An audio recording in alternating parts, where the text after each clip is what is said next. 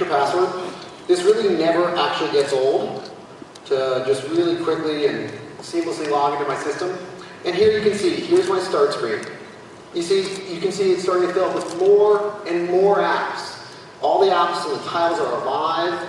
You can start to see really fun stuff, like I've actually pinned all the people I care about. And I'm seeing their statuses in real time. So it jumps right into an app. All that content coming right to the surface. Then when I pinch out, I can see all the apps I have installed. And everything I'm showing you today is all available in the Windows Store at release preview. So everything you're seeing here, you can go get. So let me start with a really simple one. Right, the Mail app. The Mail app is really central. It's how you get your mail, whether it's personal or work mail. So we've now added deep linking. So I actually can jump in, and I pinned a specific folder. If you're anything like me, you go to a conference, you get a bunch of emails that have information you need, and you save them all in a folder. So in this case, I jumped right into my Computex folder, and someone sent me the briefing book. So I'm just going to tap on it and open it up. And what you see is I'm coming right to the Windows desktop. So I go from that really full-screen immersive mail client and go right into an environment everyone in this room knows. This is Word, just like you'd expect. Works great with a mouse and keyboard. Now, Windows is a part of a bigger ecosystem of software and services at Microsoft. And SkyDrive is a critical part of that. We've been working hard to make sure SkyDrive really completes the cloud scenario for Windows. So let me show you another kind of very common thing. So, I do a lot of work when I'm sitting at home on my big all-in-one on PowerPoint. And this time, when I ran out of the house to catch my flight to Taiwan, I totally forgot to save my file on SkyDrive or email it to myself or anything. But one of the new things in the new SkyDrive, so this is the SkyDrive website, just what you'd expect, all my pictures of things I care about. You'll also see my PCs that are the SkyDrive client installed on the left-hand side. And so you can see my home PC. When I click on that, what's actually happening is SkyDrive is going back to my PC and letting me get all of the files there. This isn't stored in SkyDrive, this isn't synced. This is all locally on my home PC back in Seattle. So I can click on my desktop, there it is, there's my Computex folder. I need to open up that PowerPoint slide I was working on. And just that easily and quickly, I'm going all the way back to that PC sitting at my desk and getting a file.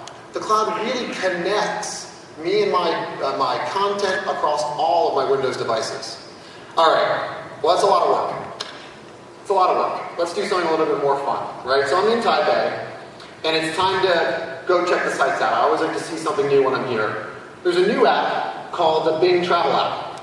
And just tap in here, and you'll notice this is this really immersive way to look about travel destinations. I can see featured destinations, I can see information, I can see these really cool 360-degree panoramas. So this is Chicago, and I can actually zoom in on Lake Michigan, I can zoom back out, and pan around, really, really fast and fluid.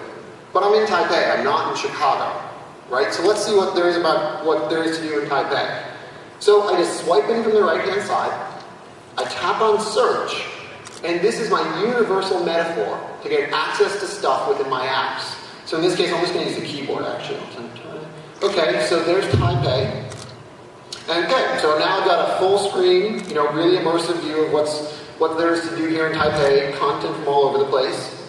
I've even got these really cool panoramas here too. So this is a temple. A friend actually recommended to me. Zoom in and check out what the view is like and what the scenes to see are. Really quick and really seamless. Now, a couple more things I need to do before I actually go and tour. I gotta first figure out how much it's gonna cost in dollars to take a taxi. So I'm actually gonna search. So in this case, I know that the currency is the Taiwan dollar. Actually, you know what I'm gonna do? Let me show you this currency app.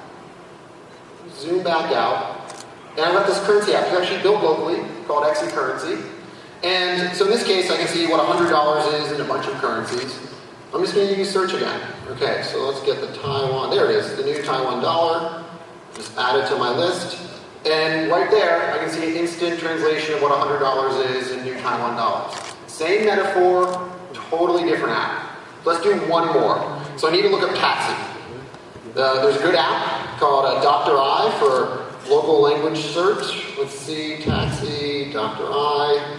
There we go. Like, that was so fast. I didn't go back to the start screen. I didn't switch apps, I just searched and tapped on Dr. I. A really fast and fluid experience. Okay. But before I get to go do something fun, we do have a team dinner tonight to thank everyone for the hard work here at Computex.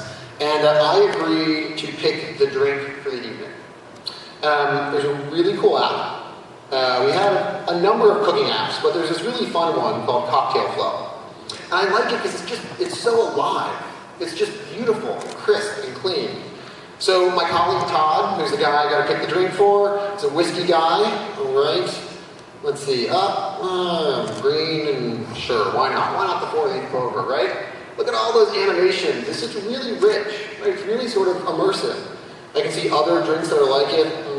Merry Irishman, actually. That's probably more like him. And so now I've got the drink recipe for the team dinner tonight. I can share it with them just as easily as I searched. Right? Swipe them from the right-hand side and tap on share. And now I can share it in a bunch of ways.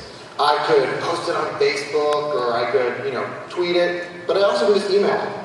Tap on Email Todd, and right in line, right in that Cocktail Flow app, I can email them the recipe instantly. Okay, so I've done I know where I'm going to go, and I've done my sort of homework, which is to pick the drink for the night. The last thing I want to do before I head home is I want to send my friends what I'm doing here at Computex. They're always really curious what's Computex and what's going on. And there's some really cool apps that kind of help me complete that. So Wikipedia has built a really fun and interesting metro-style app. It's got everything you'd expect, all the content and pictures and what happened this day in history. When I go to search, though, I can go here. Okay, I actually already searched for Computex. And one of the things that's great, and this is where these metro-style apps really come to life, watch, when I pitch to zoom out, I get the table of contents. Like, that's not what the website does. The website, you actually have to kind of scroll up and scroll down. This is where these metro-style apps really come to life. They really make the content on the web really feel richer and easier to navigate. So I can send this to a friend, but there's one more thing I want to show you. There's this news app, kind of like the travel app that brings in news from all sorts of sources. So in this case, I can scroll around, and again, I get the really fast and fluid scrolling. So I'm going to search for Computex again. I'll find a good news article about Computex. Okay, that's one I like. That's a pretty good news article. Tablets and Windows 8 look to dominate Computex. And so I want to share with my friends and family what I'm doing here inside this article. I just use Share Again. Totally different app, but just as easy to do. In this case, I'm actually going to post it on Facebook. Right? Right in line, I get a nice preview, and I can post without leaving the app on there. So this gives you a little bit of a sample of what some of these new apps are like. But I've shown you a lot of work and business stuff. I'm about to head home. And one of the things I find these days is that my son is often more excited to get his hands on the tablet than he is to see me when I come back from the trip. And that's partially because there's just so much great stuff on it for him. One of the really compelling things about Windows 8 is I can log in as him. Right? He can have his own account where all of his stuff is totally separate. So that when I hand it to him, his apps, he has his own apps and his own content. My stuff, my email, my work contents are all safe and secure. So I'm going to set it up for him. He's a Bert and Ernie fan, so his picture password is a left eye, a right eye, and a middle nose, and there we go. Right? We're in. Bert and Ernie always hold the key. So there's a bunch of fun game apps, but there's also just some really compelling sort of educational apps that start to show you the power of a Windows device. So I'm going to jump into this really cool star chart app. This lets you navigate around the solar system and see the constellations that you can see. Today, I'm not sure if everyone's kept track of this, but Venus has transited the sun. That won't happen for another 115 years. So let me see where Venus is right now. Okay, I'm just going to search. Exact same search I showed you a second ago. Different app, totally different context. Okay, so Venus's transit of the sun is now complete. You can see it's actually crossed. And it really starts to show you how these metaphors work across a broad range of applications. Now, that's educational. Fun does have to be had, so let's find some fun games to play. A lot of kids love Flash games on the web, and you can't play them on a lot of devices.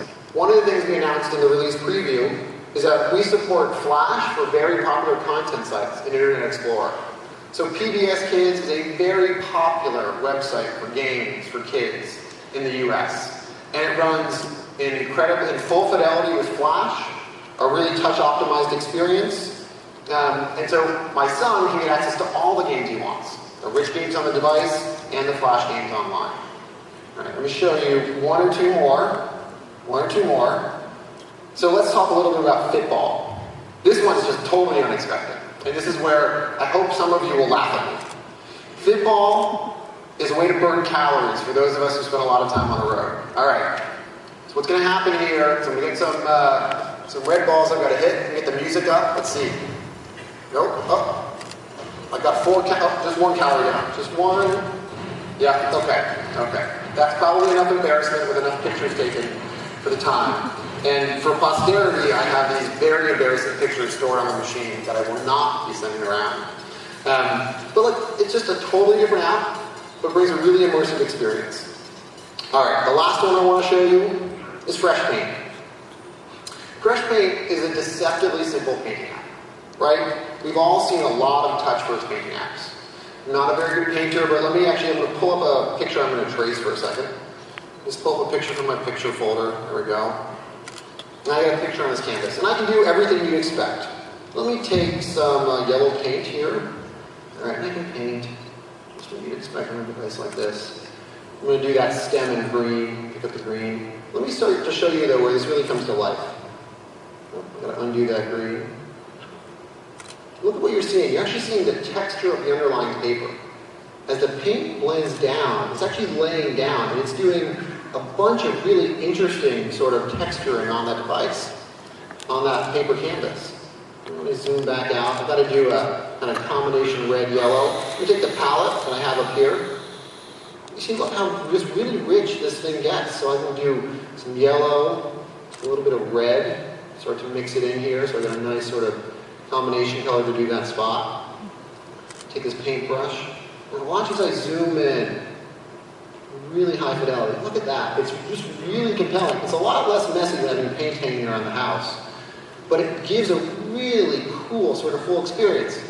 So this is what it means to have the power of a full PC in a lot of ways. Right? In one single machine, I've gone from checking my mail, opening my Word document, getting my files stored on my home PC, looking at a PowerPoint, looking at full screen immersive apps, having fun, playing with the webcam. That's one device.